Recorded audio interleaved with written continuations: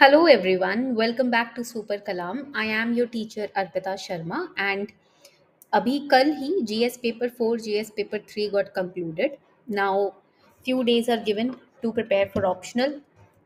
This year when we talk about the mains specifically, I have noticed this one thing that UPSC का inclination current affairs की तरफ हमेशा ही था. We all know about it, right? But this time now, how to apply the static concepts when we are given any kind of practical situation. Inclination towards that could be seen if we talk about mains 2024. Yani ki, for example, even this is the class about ethics paper. When we talk about mission Karma Yogi, artificial intelligence, code of ethics, essence of ethics, then when we talk about different case studies which were given to us, different dimension of ethics were asked through those case studies. तो उसमें ना मैंने ये notice किया कि topics तो current हैं but उनको अप्लाई कैसे करना है, इंक्लिनेशन उस तरफ थी, टेस्टिंग उस क्वालिटी की थी इन एन एस्पिरेंट. तो now you must be wondering कि मैम टफ था क्या पेपर, इसका मतलब टफ नहीं था. दैट शोज कि during your preparation what mindset you guys should have. whatever you are studying, how you are able to apply it if a situation is given to you, that will be tested. तो जब हम paper का analysis करते हैं या paper को समझते हैं, the only perspective should be कि आपका दिमाग किस तरफ जाना चाहिए. आपका दिमाग more towards analytical approach, subject का एनालिटिकल अप्रोच देखना है हमें, उस तरफ आपका दिमाग जाना चाहिए. Do not focus on rote learning, cramming. Memorisation बहुत ज़रूरी है, रिवीजन के साथ मेमोराइजेशन भी स्ट्रांग हो जाती है. बट अटरली अगर हम if we are just focusing on cramming and rote learning, that is going to bring down our analytical skills. तो उसको अवॉइड करना है बस, ठीक है. बाकी लेट्स हेल्प यू अंडरस्टैंड कि how was the question paper, कौन से प्रीवियस ईयर क्वेश्चंस उठाए गए हैं एंड ओवरऑल किस तरीके का एटीट्यूड आपको लेकर चलना था जीएस पेपर 4 में. Let's start. I hope you have your registers with you. UPSC means GS paper 4. First of all, the focus this year was on applied ethics. Applied ethics, जैसे मैंने अभी आपको बताया. When we talk about ethics, there are two parts of ethics. One is the theoretical part of ethics, which you can see in part 1 of the paper also. Second is the applied ethics, where the case studies are applicable, where मतलब basically case studies are given. Now, when we talk about applied ethics, the best part over here is how to study applied ethics by solving such situations where your theoretical knowledge can be applied. So that is why, because focus was on applied ethics, तो आप देखोगे कि inclination contemporary issues के ऊपर था. अब now one by one we are going to decode the question paper. First of all, my approach would be, यहाँ पर मैं simplify करना चाहती हूँ आपके लिए इस एग्जाम को, स्पेसिफिकली इस पेपर को. तो अप्रोच क्या रहेगी, सबसे पहले हम PYQs देखेंगे, because when we start preparing for any subject in UPSC और in any exam, we go through the syllabus. पहला हमारा पर्सपेक्टिव सिलेबस होता है, समझना सिलेबस को. And second, we go through the previous year questions, because why previous year questions, it is the key to unlock the mind of the examiner और mind of UPSC while setting questions. Because जब आपको पता होगा कि किस तरीके के question आते हैं, तो आप उसी तरीके से अपनी तैयारी शुरू भी करोगे ना.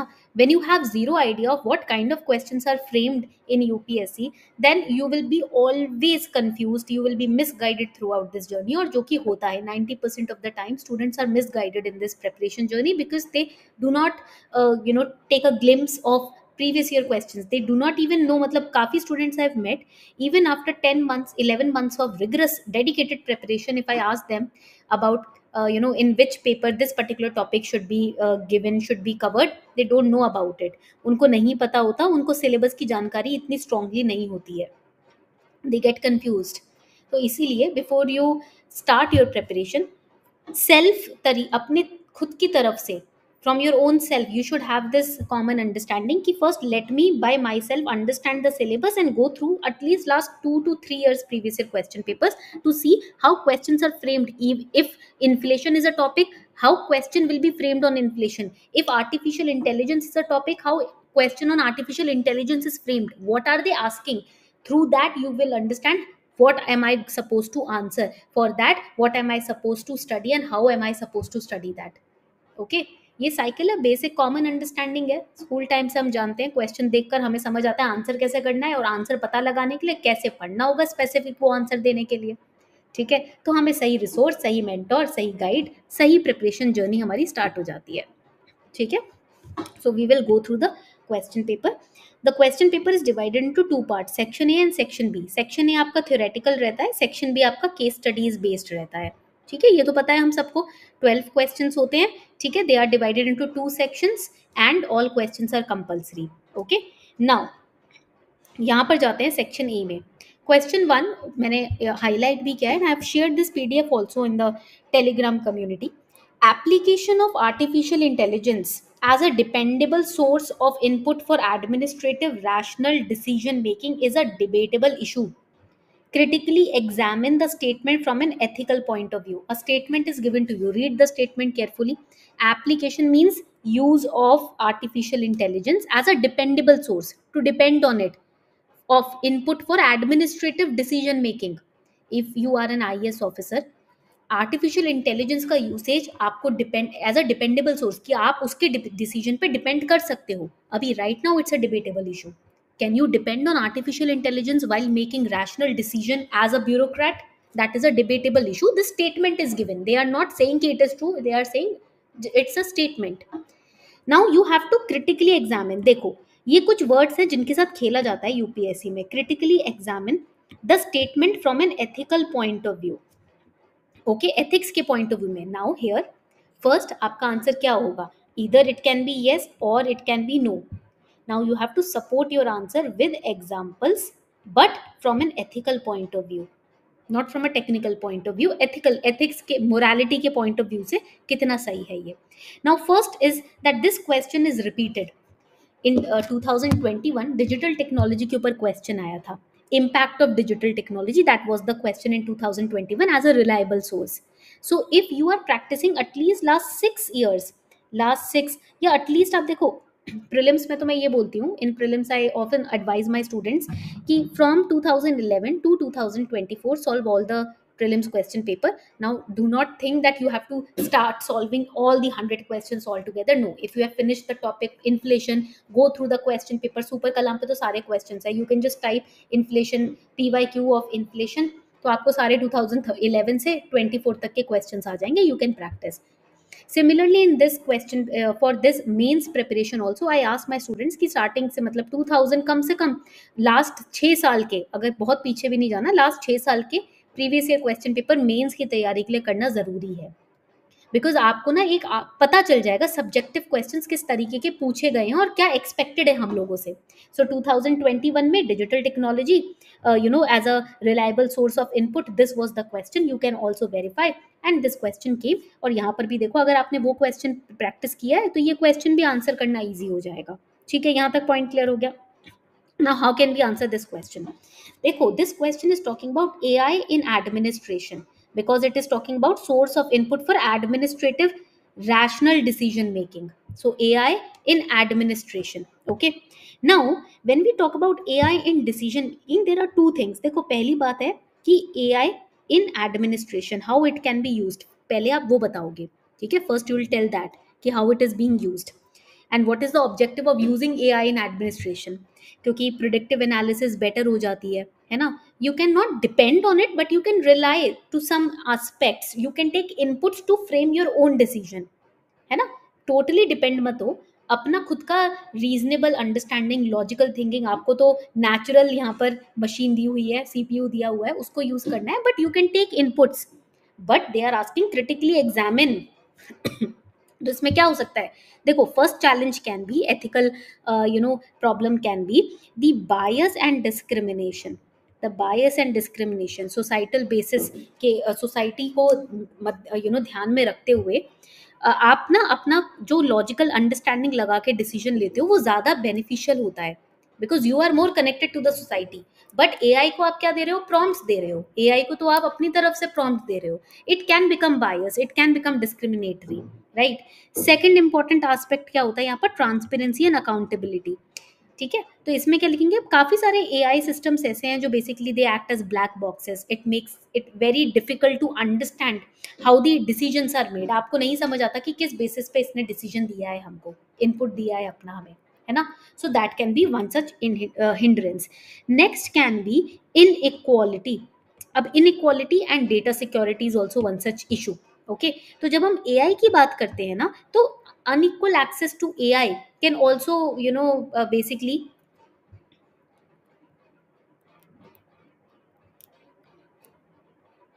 worsen disparities. For example, rural areas में we have studied this a lot of times कि there is no improper or inequitable digital access, तो वहाँ पर inequality create हो सकता है. So these can be the problems that you can highlight, because critically analyze करने के लिए बोला है, critically examine करने के लिए बोला है, तो जितने भी loop holes हैं वो भी आपको यहाँ पर point out करने हैं, and that is how you could have approached this question.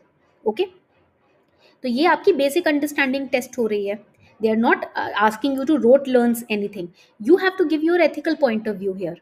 Okay, now second question की तरफ देखो, again taken from previous year question paper of 2022, and this is from syllabus. Key term जो syllabus में मैं बोलती हूँ ना, हमेशा सिलेबस पढ़ा करो. सिलेबस में की टर्म दे रखा है, की डायमेंशन ऑफ एथिक्स. अगर आपने सिर्फ वो प्रिपेयर कर लिया, you can answer this question.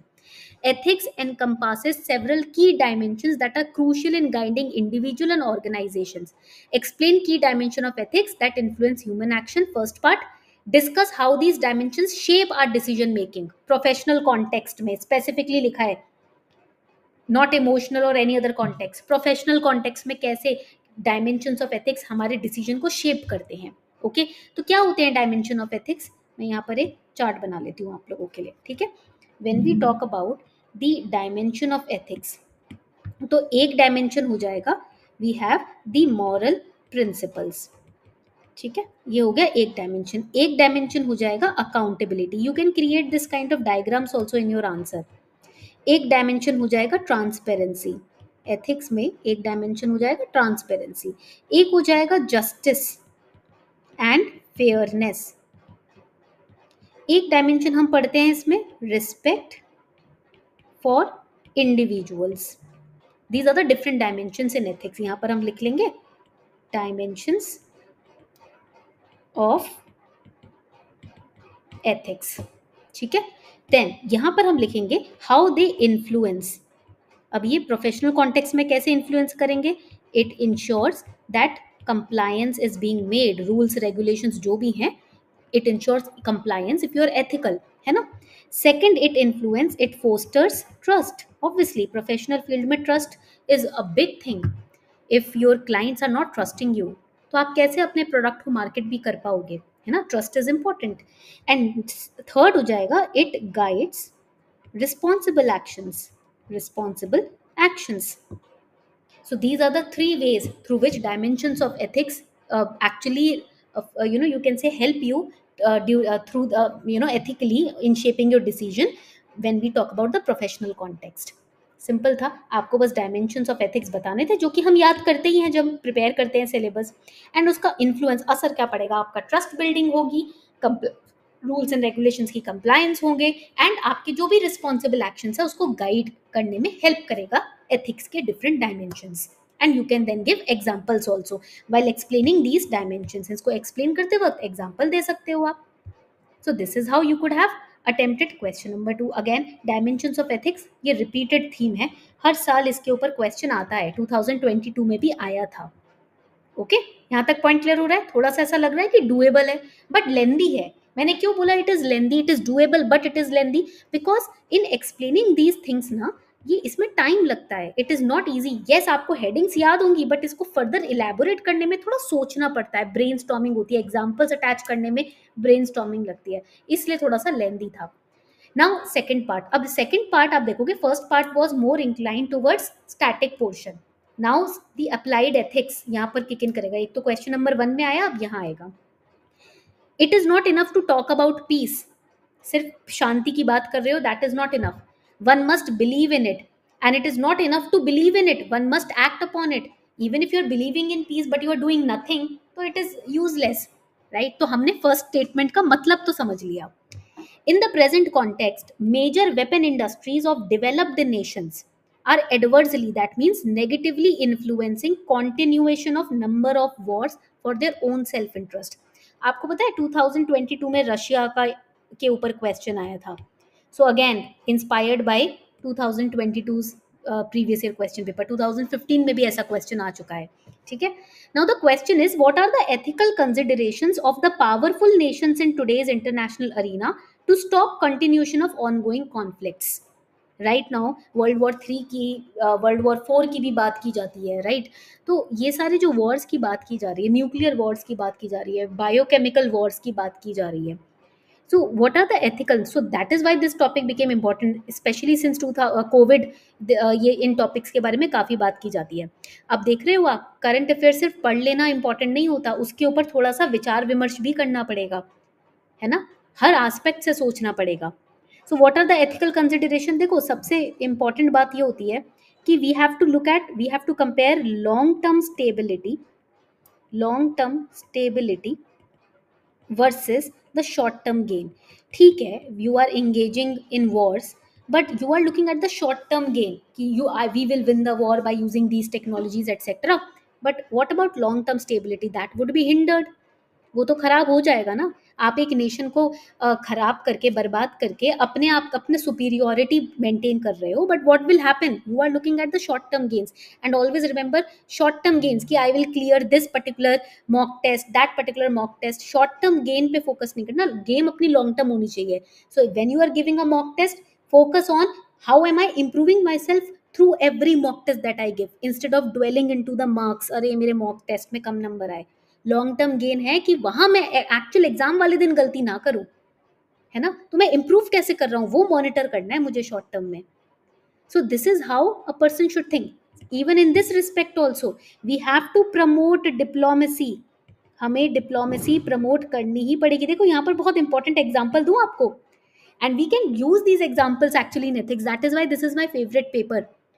Do you remember Krishna? Lord Krishna is known as Ranchhod. Why? Because he, उसका नाम बताना जिन्होंने अटैक किया था. जरासंध थे, है ना. When he killed his uncle, Jarasandh was a friend of his uncle. If I'm wrong, please correct me in the comment section. And he waged a war on Mathura. But because he had lesser army and Mathura के लोगों की जान हानि होती, so he said we have to leave this place. And that is why he left the place. तो जरासंध ने उनको बोला कि अरे तुम तो रण छोड़ हो, तो तुम तो रण छोड़ के भाग गए, है ना. But he said this is known as diplomacy. If I want to protect the people, if he used to look at long term vision also. ये शॉर्ट टर्म गेन से कुछ नहीं होगा. अगर मुझे लंबा विजन देखना है तो मुझे लोगों की रक्षा करनी है. And waging a war in Mathura will harm the people of Mathura, and that is why he left. Okay, so these kind of examples we can use in ethics. That is the beauty of this paper. Next question पे आते हैं. Global warming and climate change are the outcomes of human greed. ये तो होना ही था. COP28 की meeting हुई है फरवरी में, ये क्वेश्चन तो आना ही था. जितने भी the students who are very aware and very keen on reading the current affairs and understanding the current affairs, they must be knowing कि this was unskippable from UPSC side. So global warming and climate change are the outcomes of human greed, yes, in the name of development, indicating the direction in which extinction of organisms, including human beings, is heading towards loss of life on earth. Now the question is, this is a statement given to you. How do you put an end to this to protect life and bring equilibrium, that is balance, between the society and environment? इतना beautiful question है. अगर आपने इस topic के बारे में ज़्यादा नहीं पढ़ा, फिर भी कॉमन सेंस से आप इसको आंसर कर सकते हो. How can you ensure mitigate what is happening in through global warming and climate change? कैसे? Consumer awareness, behavioural change, international cooperation. Okay, then you can list down examples भी दे सकते हो. काफ़ी पेरिस अग्रीमेंट का एग्जाम्पल दे सकते हो. एनर्जी एफिशिएंसी को प्रमोट करना, अर्थ आवर का भी एग्जाम्पल दे सकते हो. Transition to renewable energy sources. बहुत ही इजी क्वेश्चन था. तो अभी तक ना इजी आ रहे हैं क्वेश्चन, बट लेंदी हैं. Right now these questions are easy but they are lengthy. मैंने लाइव ही बैठकर आपको इसके आंसर्स बताए हैं, बट यस, जब लिखने जाएंगे तो टाइम काफ़ी लगता है. ठीक है, this was also easy, doable था. ईजी मतलब doable, but yes lengthy. It will take time because it takes brainstorming. Now this is my favourite part in the entire question paper. ये क्योंकि ऐसे क्वेश्चंस के ऊपर मैं कितनी भी देर बैठ के लिख सकती हूँ, बट आई अंडरस्टैंड कि भाई इट वॉज टफ, मतलब लेंदी था। ऐसे टॉपिक्स पे भी लिखना ना सोचना पड़ता है, बट वही ना आपको क्या करना है instantly, you have to, and ये ना प्रैक्टिस से आता है। My father use to say practice makes a man perfect. So whenever you practice, practice like you are giving your last exam. ठीक है, ऐसे प्रैक्टिस करना है कि आप अपना लास्ट एग्जाम दे रहे हो। ठीक है, तो क्या करोगे उसमें, अपना बेस्ट दोगे। So whenever you are practising practising give your best. Structure बना लो। First statement, learn everything that is good from others but bring it in and in your own way absorb it, do not become others। आजकल ना FOMO के ऊपर बड़ा question आपने देखा, ऐसे के अंदर फोमो टॉपिक उठाया गया, because this is increasing shockingly and surprisingly, it is increasing, FOMO is increasing, depression, loneliness, because we are comparing others, we want to become other people, like other people। Swami Vivekananda ji, please read his writings, that will humble you, ground you। Swami Vivekananda ji used to say, there is good everywhere in front of us, we should learn everything that is good from others। जो अच्छा है वो सीखो, बुरा मत सीखो। अरे he is very famous but he, you know, is he drinks also and he flirts also and he, you know, flirts with different girls and एक relationship में नहीं रहता, अरे ऐसी chill life होनी चाहिए। No, this culture is spreading, we have to stop it। From where it will start, not by changing others, by changing your own self। Learn everything that is good from others, जो अच्छा है उसमें वो सीखो उससे।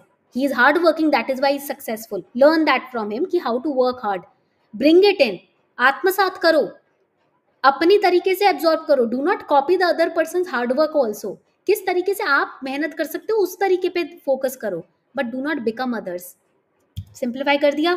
अब आपके पास एक टास्क है, इस क्लास के बाद इस टॉपिक के ऊपर you will attempt this topic and you will get it evaluated by Super Kalam। Tell me your scores in the comment section, okay, or give me few points how you think about this line in the comment section। Now the second statement Sardar Patel ji ने दी थी, faith is of no avail in the absence of strength। वही यहाँ पर क्या था question, first question ही था शायद, कहाँ पर था क्वेश्चन, कहीं तो मैंने पढ़वाया था, यस देखो यहीं से, ये वाला स्टेटमेंट देख रहे हो, यहीं से उठा लिया गया है ना। So faith is of no avail in the absence of strength. Faith and strength both are essential to accomplish any great work. If you have no faith in yourself but you are very strong mentally, आप will power है, करोगे काम, but अपने पर विश्वास नहीं है, तो एक मोमेंट के बाद आप काम करना छोड़ दोगे, क्योंकि भरोसा ही नहीं है खुद पर कि मैं कुछ कर सकता हूँ या कर सकती हूँ। You are preparing for this exam, you have a healthy body, healthy mind, you have the resources, everything, you have the time, the attempt, everything you have, but you have no faith in yourself, then what will happen, कोई और faith रखे ना रखे, आप पहले give up कर दोगे।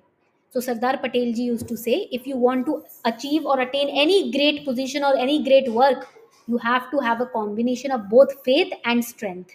That is going to help you achieve anything that you keep your mind on। ठीक है, third statement, in law a man is guilty when he violates the right of others. Okay, in ethics he is guilty if he only thinks of doing so. Again वही बात हो गई, only words no action. Words ठीक है अपनी जगह, actions भी उतने ही इंपॉर्टेंट है। सिर्फ कह देना ये गलत है, मैं तो ऐसा नहीं करता, या मैं होता तो ऐसा करता, वो गलत है।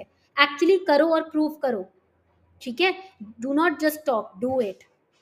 तो इस तरीके से we could have answered it. ठीक है, इजी लग रहा है ना ये तो, बट मैं बताती हूँ क्या है, जब लिखने बैठोगे ना तो एकदम सोच अटक जाती है। तो ये होता है प्रैक्टिस का पावर, कि जब आप डेली प्रैक्टिस कर रहे हो लिखना, तो ऐसे सोच अटकेगी नहीं while you are writing in the actual exam. Then we have the next question, concept of justice, just and unjust, 2013 से ये क्वेश्चन उठाया गया है, is contextual. what was just a year ago may turn out to be unjust in today's context, because society changes, perception changes, जो कल सही लग रहा था वो आज गलत हो सकता है। जस्टिस की यहाँ पर ना जुडिशियल रिव्यू का कॉन्सेप्ट भी इंपॉर्टेंट हो जाता है। That is why judicial review is also given ना सुप्रीम कोर्ट को। पहले क्या वर्डिक्ट दिया था उसको वापस से जाकर they can overlook that verdict, right, they can even change that, they can even amend it, because society के साथ साथ परसेप्शन भी चेंज होता है, राइट। We have to just understand first. फिर हम देखेंगे next question, mindless addiction to form, ignoring the substance of the matter results in rendering of injustice. A perceptive civil servant is one who ignores such literalness and carries out true intent। किसी भी action के पीछे का true intent क्या था, किसी भी तथ्य के रूट्स क्या थे, किसी भी एक्शन के रूट्स क्या थे, तथ्य को तलाशो, राइट, तभी आप लॉजिकल जस्टिस या फिर करेक्ट जस्टिस दे पाओगे। तो अगेन 2015, 23, 2022 में ये क्वेश्चंस आए हैं, रिपीटेड क्वेश्चंस है। अब मैं आपको बताने चाहती हूँ कि करंट से कितने क्वेश्चंस आए हैं। Soul of the new law Bharatiya Nyaya Sanhita is justice, equity and impartiality based on Indian culture and ethos. Discuss this in the light of major shift from doctrine of punishment to justice in the present judicial system. This is a very, very important question. First part is you can mention the major shift that has happened in the Indian justice system. Second part is you can here mention certain examples ki how these major shifts have helped us. That is how you can explain this line, soul of the new law. सबसे पहले आपको changes बताने हैं। For example community service याद है आपको, मैंने पढ़ाया भी था भारतीय न्याय संहिता, ठीक है, करंट अफेयर्स में बहुत अच्छे से मैंने ये बिल्स पढ़ाए थे, ठीक है। So you can mention that. Cultural context इसमें मेंशन कर सकते हो। लीगल प्रोसीडिंग्स में impartiality you can mention because principle of impartiality has been used in legal proceedings in this particular law. All right, तो I share the link also of Bharatiya Nyaya संहिता। मैंने बहुत detail में इसको पढ़ाया था, समझाया था, ठीक है। You can also go through it once again to revise it. तो these are were the questions. Mission Karmayogi, ये देखो मिशन कर्मयोगी के ऊपर भी क्वेश्चन आया है। Then gender specific challenges faced by public servants, this is very important. कौन से ऐसे जेंडर स्पेसिफिक चैलेंजेस हैं in Indian culture and value system? Equal opportunity has been provided irrespective of gender identity. Number of women in public service has been increasing over the years, but there are certain challenges that they are facing. For example, work life balance, ये तो और भी professional services में होता है। Work maintaining the work life balance. Then next is the workplace discrimination, it happens, it's a reality, we have seen it. Then safety concerns रहते हैं workplace पे, हैरेसमेंट के कंसर्न्स रहते हैं। Then limited support networks are there, lack of mentorship और networking opportunities, क्योंकि specific genders, the female gender, they face these kind of problems at the workplace. So we can give examples and we can also give these headings and explain it with examples. Okay, तो ये था हमारा basically question paper ethics का। अब क्या करूंगी मैं, एक सेपरेट क्लास लूंगी on explaining the case studies. Case studies में अगर आप ध्यान से देखो ना, अप्लाइड एथिक्स है। Whatever concept you have studied in theory you have to apply it. For example, discuss the ethical issues involved in this case which is given. Then how basically how you are going to maintain balance. अब जैसे artificial intelligence के ऊपर theoretical question आया section A में, section B में artificial intelligence के ऊपर practical question आ गया कि इन्वायरमेंट को अगर हम देखें और टेक्नोलॉजी को देखें, how you will maintain a equilibrium in this particular case, ठीक है। तो this is how questions are framed, इस तरीके से क्वेश्चंस फ्रेम किए गए हैं इस बार। ये बताना मुझे कि did you enjoy this analysis. आपको ये समझना है कि क्वेश्चन पेपर अगर इजी दिख भी रहा है ना, आंसर लिखने में टाइम कितना लग रहा है, क्योंकि because the questions when they demand brainstorming, it will naturally take a lot of time, but that can be reduced with daily practice. For that you can join a Telegram community because daily mains answer writing initiative is going on there. Okay, this was your class for today everyone. Model answers are given on Telegram, you can go through the model answers also. Further इसका case study basis पे एक separate analysis class में लूंगी जिसके अंदर आपको सिर्फ case study solve करना सिखाऊंगी, ठीक है।